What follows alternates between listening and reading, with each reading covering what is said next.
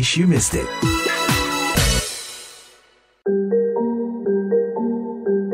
Aplikasi pinjaman online kian digandrungi generasi Z dan milenial. Banyak pakar mengatakan penyebab utamanya adalah aplikasi itu sesuai dengan gaya hidup mereka yang akrab teknologi, serba cepat dan dinamis. Namun banyak yang tidak menyadari atau bahkan mengabaikan jebakan-jebakan berbahaya yang terselubung di dalamnya yang bisa menimbulkan dampak serius terhadap kesejahteraan finansial dan mental. Arif Budiman berbincang dengan Nailul Huda, Direktur Ekonomi Digital, Center of Economy and Law Studies atau CELIOS, dan Prita Gozi, pakar keuangan sekaligus CEO Zep Finance, untuk mencari tahu apa jebakan-jebakan itu dan bagaimana menyiasatinya. Yang mungkin tidak dipahami adalah adanya biaya-biaya tambahan yang menyertai seperti biaya admin, biaya pengajuan, ada lagi biaya layanan lah atau apa, yang mungkin kalau misalnya dijumlahkan itu bisa aja dia malah porsinya lebih besar daripada suku bunganya.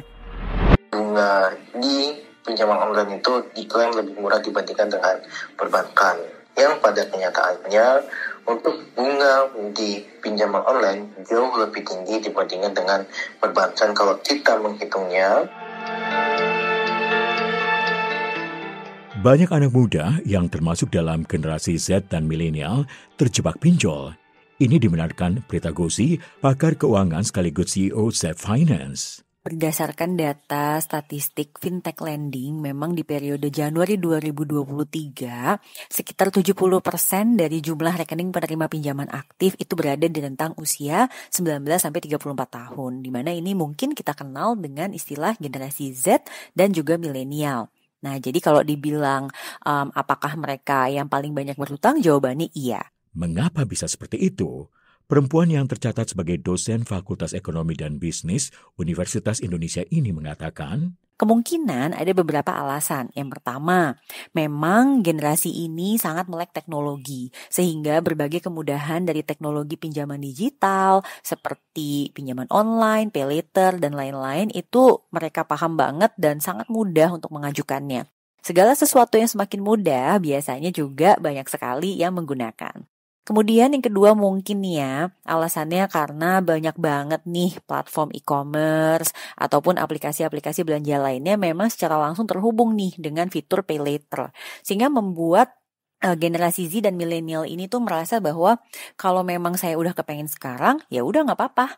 I'll do it now, I'll pay later. Ya gampangnya jadi kayak gitu. Ketiga yang tak kalah memprihatinkan, kata selebriti medsos ini, menyangkut pendapatan. Mungkin generasi ini berada di rentang usia yang produktif ya. Tapi kalau dari sisi pendapatan itu kita nggak bisa sama ratakan nih. Apakah memang pendapatannya sesuai dengan biaya hidup di kota domisili tempat mereka tinggal.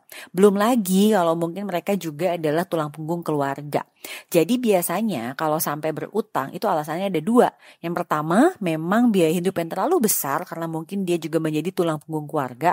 Atau kalau bukan karena itu ya sudah hampir pasti dikarenakan gaya hidup yang sangat konsumtif dan dia tidak bisa mengelolanya. Nailul Huda, Direktur Ekonomi Digital CELIOS, membenarkan dugaan bahwa gaya hidup yang konsumtif ini menjadi penyebab utama generasi muda terjerat pinjol. Tingkat konsumsinya itu cukup tinggi, terutama kalau kita lihat dari konsumsi yang sifatnya leisure.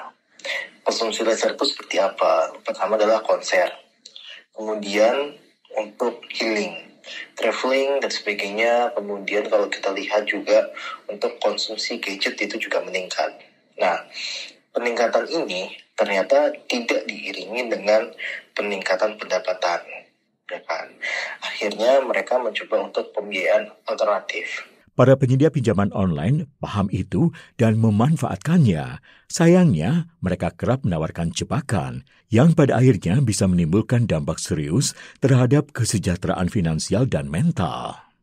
Iklan yang ditawarkan oleh pinjaman online itu seringkali sifatnya adalah sifat yang konsumtif. Ya, mereka menawarkan kemudahan, menawarkan fleksibel, menawarkan platform yang cukup tinggi. Nah, akhirnya generasi muda ini untuk memenuhi hasrat konsumtif mereka mencari pembiayaan yang relatif mudah bagi mereka. Salah satunya adalah pinjaman online gitu. Apalagi aplikasi-aplikasi itu dengan mudah memberi persetujuan. Pinjaman online itu sekitar nggak ada 1 jam mereka bisa ACC untuk platform tertentu, bandingkan dengan kartu kredit. Ketika mereka mengajukan kartu kredit, itu prosesnya bisa memakan waktu sampai 2 minggu. Itu pun kalau mereka lolos untuk proses verifikasi kartu kreditnya. Mengapa bisa secepat itu? Jika perbankan itu menggunakan data slick ya, data riwayat historis perbankan, histori transaksi perbankan dan sebagainya, yang itu merupakan bentuk dari kemampuan ya, batasan kemampuan untuk seseorang meminjam di bank, tapi di pinjaman online itu tidak punya akses untuk data riwayat perbankan. Nah, akhirnya credit scoring di pinjaman online itu menggunakan data-data alternatif seperti data transaksi e-commerce, kemudian data untuk Google Maps, kemudian data telekomunikasi dan sebagainya. Yang saya rasa itu mungkin bisa jadi data alternatif untuk mengukur kemampuan bayar seseorang, tapi sejadi itu tidak valid gitu kan.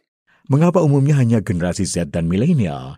Ekonom yang akrab dipanggil Huda ini mengaitkannya dengan keakraban mereka dengan dunia teknologi, khususnya financial technology atau fintech. Generasi ini adalah generasi yang sangat adaptif dengan teknologi. Mereka sangat dekat sekali dengan perkembangan dan inovasi di bidang teknologi, masuk bidang financial teknologi, fintech gitu kan. Mereka ya bisa sangat erat sekali membayar via online payment, belanja melalui e-commerce dan sebagainya, yang menjadikan mereka akan mencari pembiayaan yang relatif dekat dengan kehidupan mereka. Lantas, apa yang perlu diwaspadai anak muda terkait pinjaman online? Prita mengatakan, Yang paling pertama sebetulnya adalah butuh atau enggak sih? Karena kalau memang kita tidak butuh atau tidak butuh sekarang, ya buat apa sih sebetulnya kita mengambil fasilitas tersebut?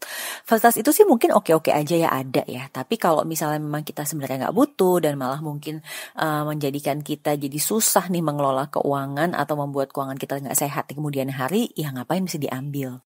Yang kedua, kalau memang benar-benar butuh untuk diambil untuk berbagai alasan ya, maka kita mesti cek banget nih, apakah pinjol ini legal atau tidak. Cara ngecek itu gampang, sebenarnya ada di situsnya Otoritas Jasa Keuangan untuk bisa tahu mana pinjaman online yang berizin dan juga legal. Karena kalau ilegal itu nanti efeknya adalah ke biaya bunga, kemudian mungkin cara dia menagih, dan juga hal-hal lainnya yang memang mungkin akan menyulitkan di kemudian hari. yang juga tak kalah penting diketahui adalah tingkat suku bunga dan biaya-biaya yang menyertai.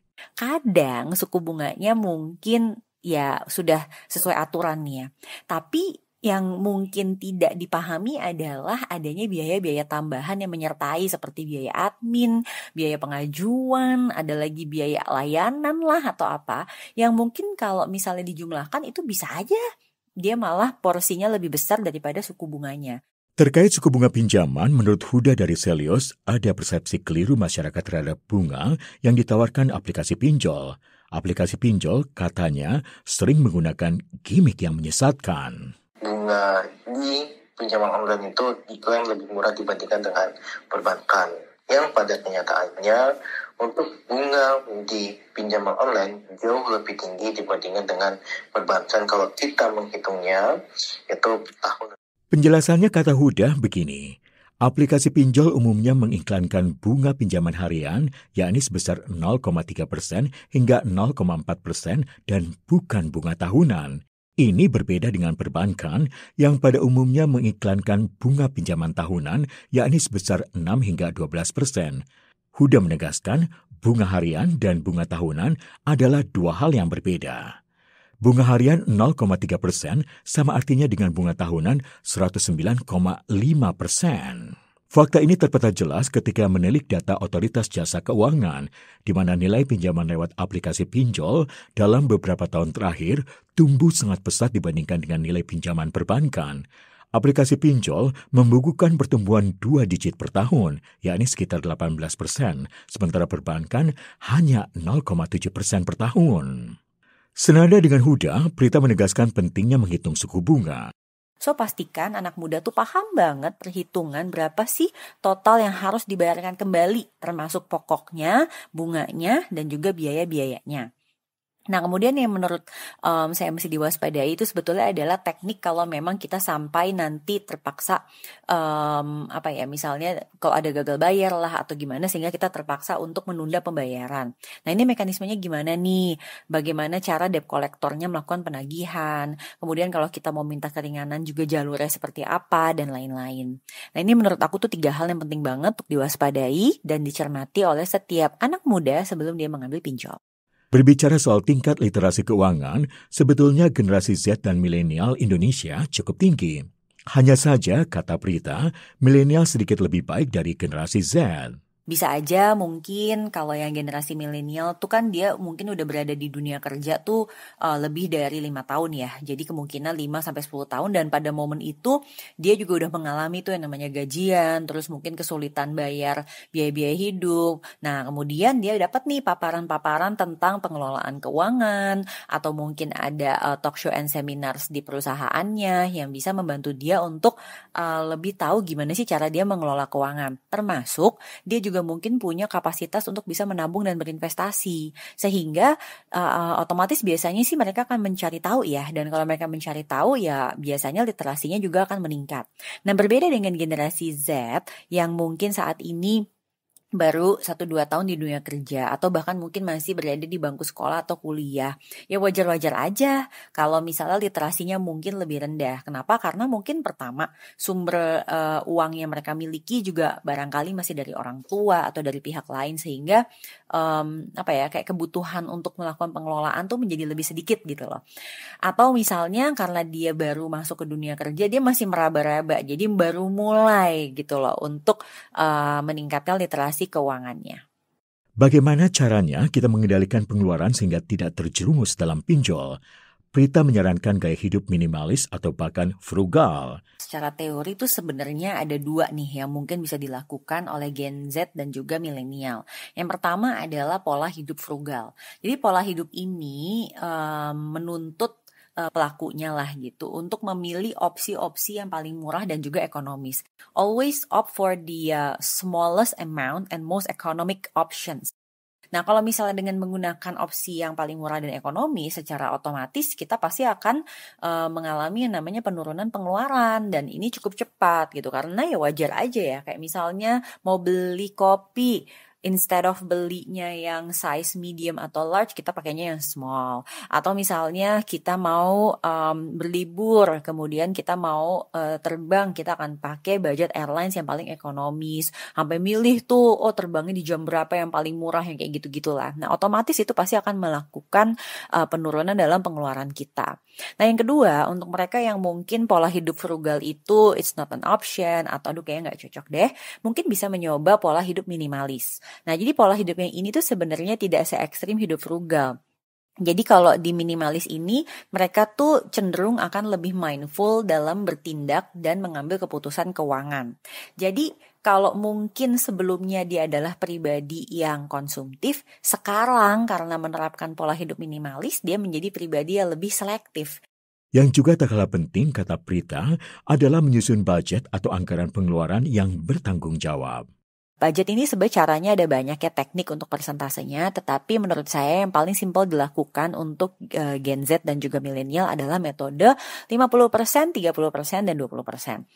Nah, kalau kami ngebaginya adalah 50% untuk pengeluaran biaya hidup atau kita sebutnya living, 30% untuk menabung dan investasi atau kita sebutnya saving, dan 20% untuk gaya hidup atau kita sebutnya playing. Nah, untuk 3 hal ini, maka langkah keduanya adalah membuat 3 rekening yang terpisah supaya lebih mudah dikendalikan, lebih mudah dimonitor, dan juga dievaluasi.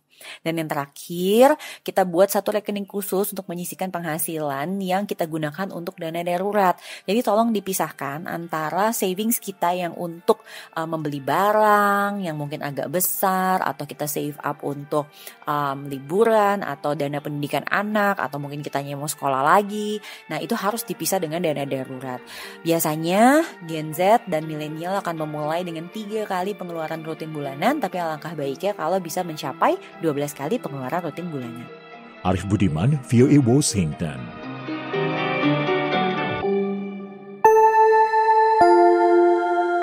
The Voice of America.